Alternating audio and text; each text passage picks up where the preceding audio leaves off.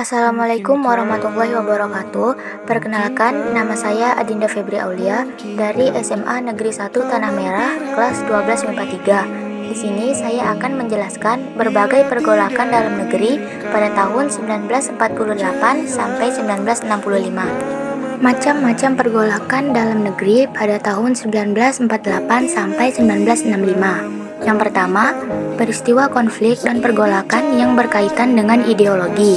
Yang kedua, peristiwa konflik dan pergolakan yang berkaitan dengan kepentingan atau vested interest. Yang ketiga, peristiwa konflik dan pergolakan yang berkaitan dengan sistem pemerintahan.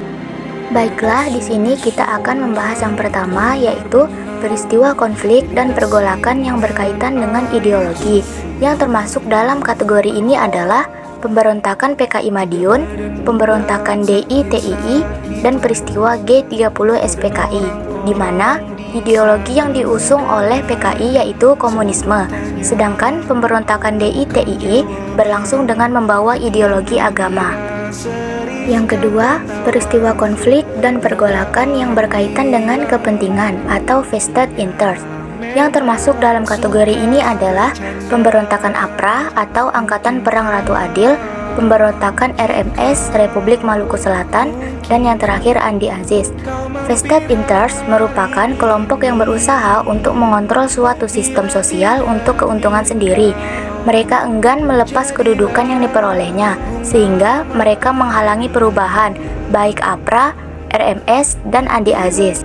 Semua berhubungan dengan keberadaan pasukan KNIL atau Tentara Kerajaan di Hindia Belanda yang tidak mau menerima kedatangan tentara Indonesia di wilayah sebelumnya yang mereka kuasai.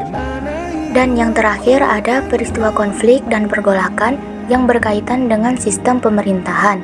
Yang termasuk dalam kategori ini adalah persoalan negara federal dan BFO atau Bijenkomst Federal Overleg, pemberontakan PRRI, dan pemberontakan Permesta.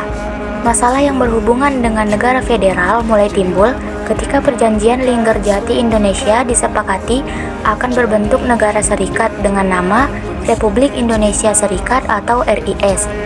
Negara-negara federal lainnya yaitu negara Pasundan, negara Madura, dan negara Indonesia Timur. Sedangkan pemberontakan PRRI dan Permesta merupakan perlawanan yang terjadi akibat adanya ketidakpuasan beberapa daerah di wilayah Indonesia terhadap kebijakan pemerintah pusat yang tidak dinilai adil dan semakin condong ke kiri atau komunis. BFO adalah Badan Musyawarah Negara-Negara Federal di luar Republik Indonesia yang dibentuk oleh Belanda. Awalnya, BFO berada di bawah kendali Belanda. Namun, makin lama badan ini makin bertindak netral, tidak lagi semata-mata memihak Belanda, pro kontra tentang negara-negara federal yang kerap menimbulkan pertentangan. Baiklah, sampai di sini dulu penjelasan mengenai macam-macam pergolakan dalam negeri pada tahun 1948 sampai 1965. Terima kasih.